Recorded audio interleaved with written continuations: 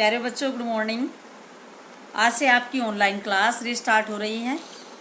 Monday और Thursday को आपको पढ़ाया जाएगा और मंडे का होमवर्क आपको ट्यूसडे और वेडनेसडे में कॉपी में लिखकर मुझे सेंड करना है और इसी प्रकार थर्सडे का काम फ्राइडे और सैटरडे में मुझे दिखाना है। बच्चों, आपके सिलेबस में 30% की कमी की जा रही है और इसकी सूचना मैं आपको बाद में देंगे, क्योंकि इस समय अभी इसके बारे में हमारे पास लिखित में गवर्नमेंट से कुछ नहीं आया है कि कौन कौन से चैप्टर हटाए जा रहे हैं। तो जैसे सूचना प्राप्त होगी आपको बता दिया जाएगा।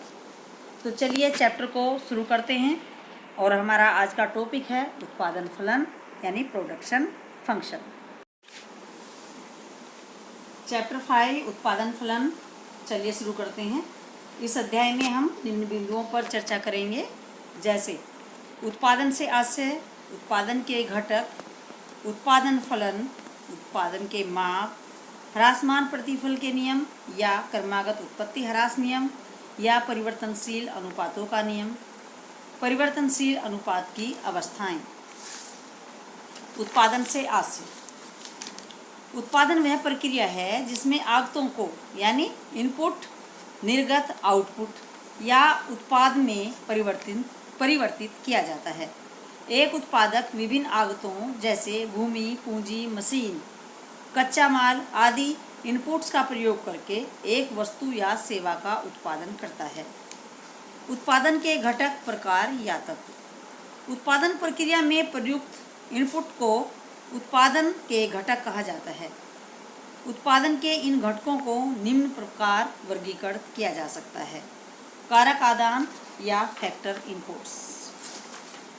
भूमि, श्रम, पूंजी एवं साहसी को कारक आदानों के अंतर्गत वर्गीकृत किया जाता है। इन कारकों को सेवा स्वरूप क्रमशः लगान या किराया, पारिश्रमिक, ब्याज और लाभ प्राप्त होता है। इन कारकों को भी आगे निम्न प्रकार से वर्गीकृत किया जा सकता है। फिर कारक या घटक।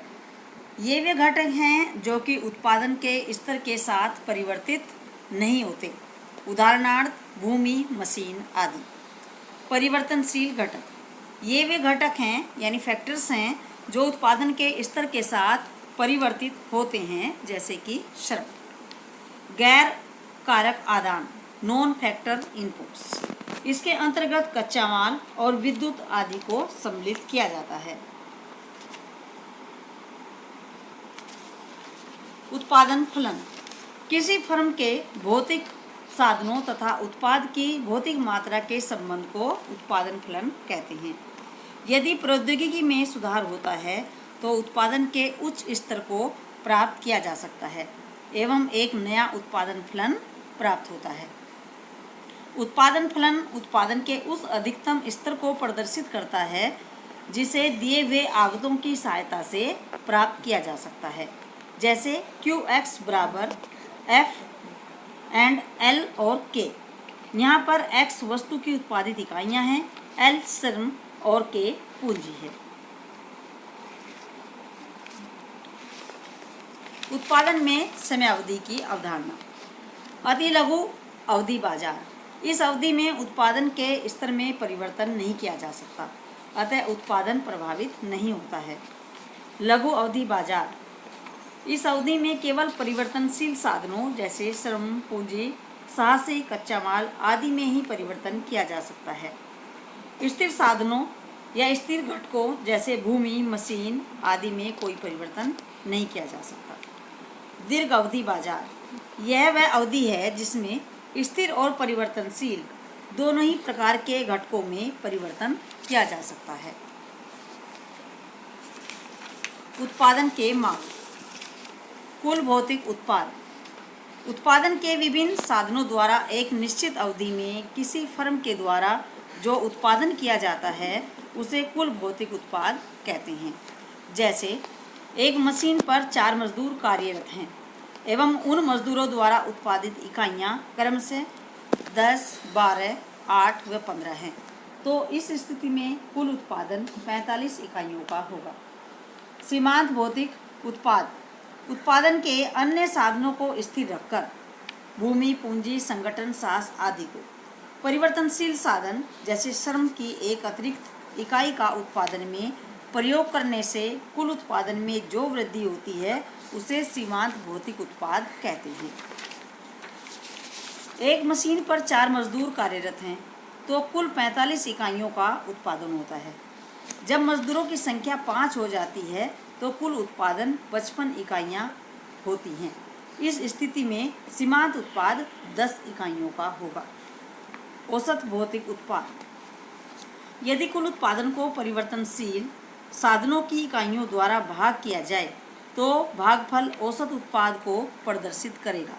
जैसे 5 मजदूर 55 इकाइयों का उत्पादन करते हैं तो इस स्थिति में औसत उत्पाद 11 इकाइयाँ होगा, यानी 55 को 5 से भाग दे देंगे। उत्पादन की माप को निम्न चित्र की सहायता से भी समझा जा सकता है। इस चित्र में OX आधार रेखा पर श्रम की इकाइयाँ तथा OY पर उत्पादन को दिखाया गया है। कुल उत्पादन वक्र यानी TP शुरू में तेजी से और फिर धीरे धीरे बढ़ता है और अंत में कुल उत्पाद अपने अधिकतम बिंदु B पॉइंट पर पहुंचकर गिरना प्रारंभ कर देता है। ऐसा इसलिए होता है कि प्रारंभ में श्रम की इकाइयों की अविभाज्यता तथा फर्म की आंतरिक व बाहरी मितव्यताओं के कारण कुल औसत व सीमांत उत्पादन बढ़ता है, लेकिन धीरे धीरे उत्पादन का पैमाना बढ़ने के साथ साथ ये मितव्यताएं समाप्त होने लगती हैं और कुल औसत और सीमांत उत्पादन गिरने लगता है। सीमांत उत्पादन अपने निम्नतम स्तर पर घटने के बाद भी ऋणात्मक हो सकता है, लेकिन कुल उत्पादन कभी भी शून्य या ऋणात्मक नहीं हो सकता। ह्रासमान प्रतिफल नियम या क्रमागत उत्पत्ति ह्रासमान नियम या परिवर्तनशील अनुपातों का नियम।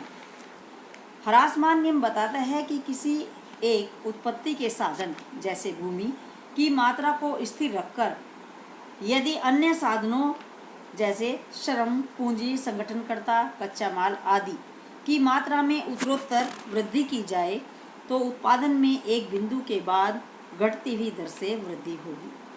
नियम की मान्यताएं हैं। परिवर्तनशील अनुपात नियम निम्न मान्यताओं पर आधारित है, जैसे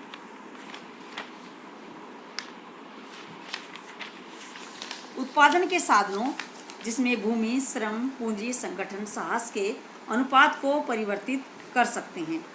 परिवर्तनशील साधन की समस्त इकाइयाँ समान होनी चाहिए। यह नियम वस्तु की केवल भौतिक मात्रा से संबंध रखता है, वस्तु की कीमत से इसका कोई संबंध नहीं होता। इस नियम के अंतर्गत उत्पादन, संगठन व उत्पादन करने के तरीकों आदि में कोई परिवर्तन नहीं होता है। परिवर्तनशील साधन की इकाइयों को सूक्ष्म इकाइयों में बांटा जा सकता है। परिवर्तनशील अनुपात नियम की अवस्थाएं। वृद्धिमान प्रतिफल की अवस्था।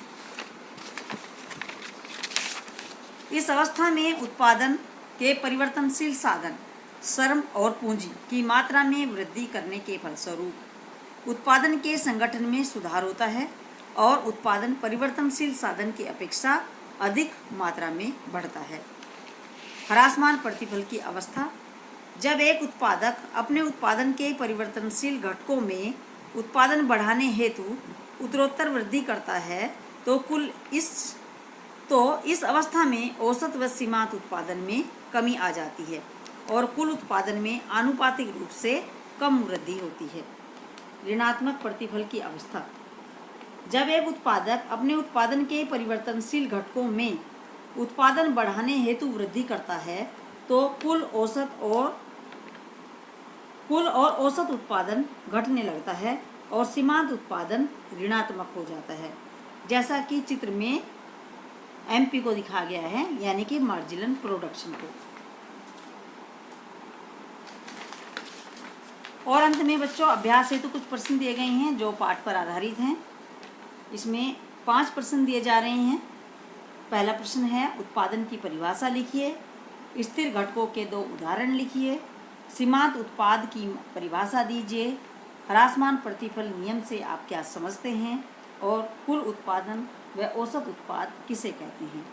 इसके अतिरिक्त लघु प्रश्न दिया गया है एक, जिसमें मैंने निशान लगाया हुआ है, इसको आपको कॉपी में करना है और ट्यूसडे या फिर वेडनेसडे तक मेरे पास 8 से 9 के समय में सेंड करना है। इसके अलावा दीर्घ उत्तरीय प्रश्न दिए गए हैं जिन पे मैंने टिक किया हुआ है, उनको आपको कॉपी में लिखना है। और 2 दिन आपको होमवर्क के लिए दिए जा रहे हैं, मंगल और बुधवार। और सुबह आपके पास समय है 8 से 9 बजे। इसी समय मेरे पास कॉपी में लिख के सेंड करेंगे। और नेक्स्ट क्लास फिर उसके बाद होगी आपकी थर्सडे में। उसका काम भी आपको फ्राइडे और सैटरडे में 8 से 9 के समय में मेरे पास लिख कर सेंड करना है। ओके बच्चों, थैंक यू।